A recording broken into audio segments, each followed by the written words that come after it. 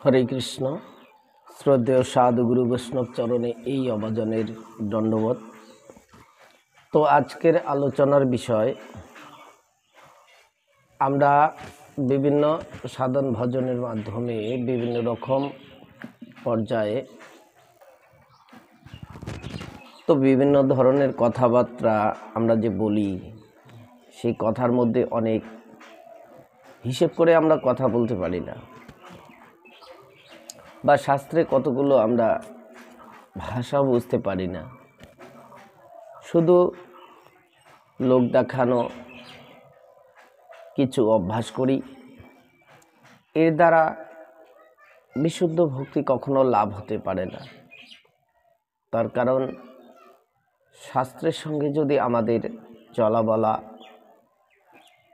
আমাদের যদি কর্মের মিল না থাকে, তাহলে লোক দেখানোতে কি ভক্তি লাভ হতে পারে? কখনো হতে পারে না।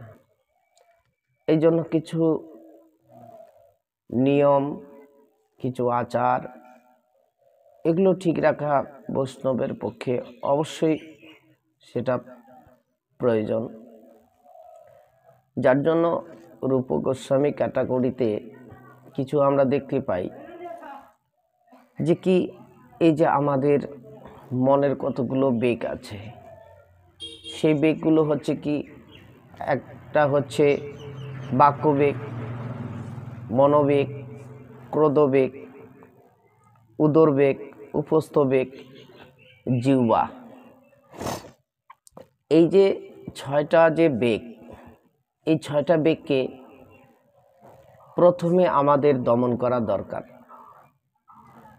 শুধু ভজন সাধন বলে নয়, সাধারণভাবে যদি আমরা চলতে যাই জগতে, এগুলোর কিন্তু অবশ্যই প্রয়োজন আছে। যেখানে সেখানে আপনি যা খুশি তা বলবেন, তো বিপরীত কিছু ঘটে যাবে। এই জন্য কথা বললেও হিসেব করে বলতে হয়। ভগবান মুখ দিয়েছে বলে এমন নয় যে যা খুশি বললাম যে সেটা হয়ে গেল, এটা কখনো নয়। তাহলে প্রথমেই আমরা ভক্তি মার্গেই চলি, আর ভক্তি মার্গ ছাড়াই চলি। প্রথমে আমাদের বাক্যটাকে ঠিক করতে হয়।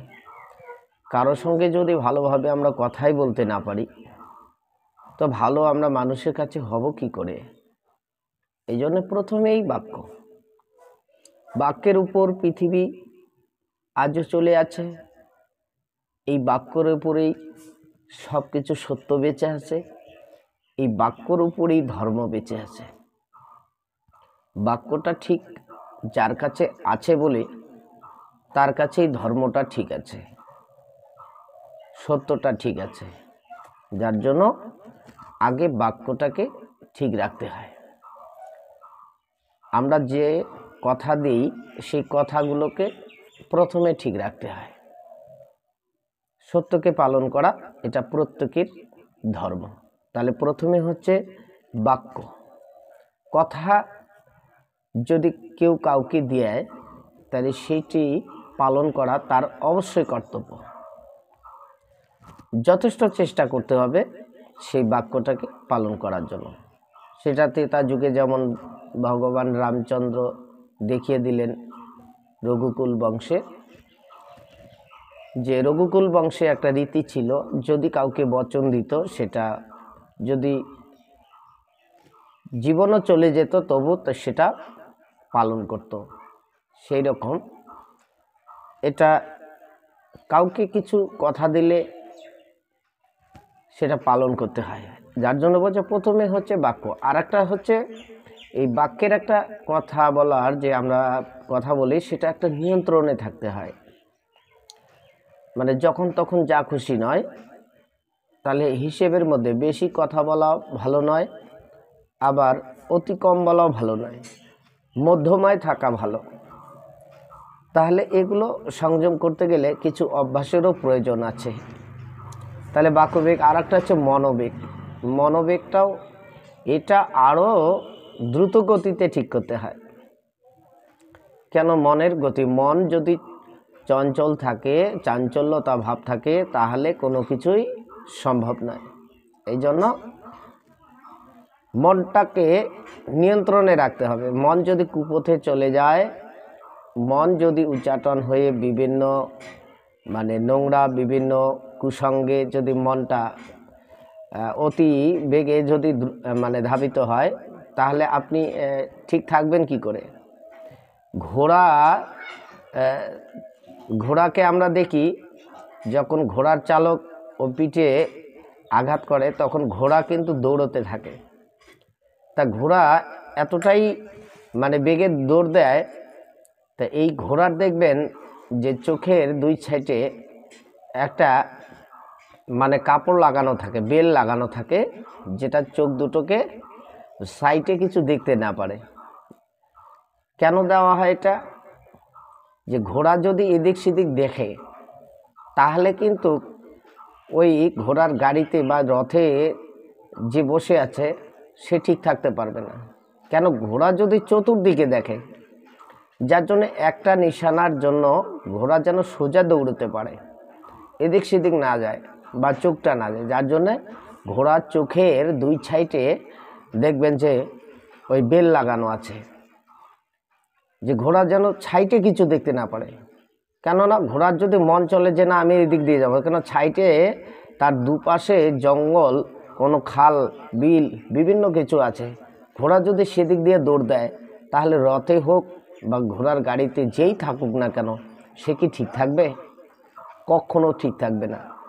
এই জন্য ঘোড়ার কি করা হয়, যে চোখের দুই সাইডে বেল লাগিয়ে দেওয়া হয়, যেন ঘোড়া সোজা দৌড়তে পারে, সোজা পথে দৌড়তে পারে, যেন বিপদে না পড়ে। হরে কৃষ্ণ। তাহলে প্রত্যেকটা মানুষের মনের বেগটাও হচ্ছে এই রকম। যদি সে বিভিন্ন দিকে মনটাকে ধাবিত করে, তাহলে সে বিপদের ঘাড়ে পা ফেলবে, কখনো সুপদে যাবে না। যার জন্য এই মনকে একমাত্র সোজা পথে চলার জন্য ভক্তিপথকে অবলম্বন করা হয়েছে। যে ভক্তিপথ যদি অবলম্বন করে তুমি যদি ভগবানের শরণে এসে, গুরু গোবিন্দের চরণে শরণ নিয়ে যদি তুমি ভগবানের আরাধনা করতে পারো, তাহলে তুমি সোজা পথে চলবে, কখনো তুমি এই বিপদের ঘাড়ে কখনো পা দেবে না। যার জন্য বলছে মনের বেগকে নিয়ন্ত্রণ করতে গেলে একমাত্র ভক্তির প্রয়োজন। আর হচ্ছে ক্রোধ,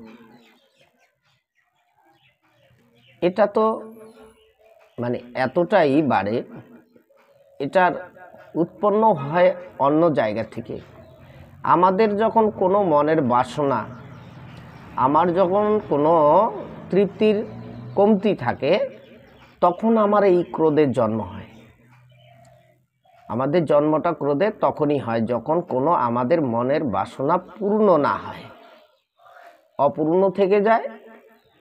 এই থাকার কারণে এই ক্রোধের জন্মটা হয়।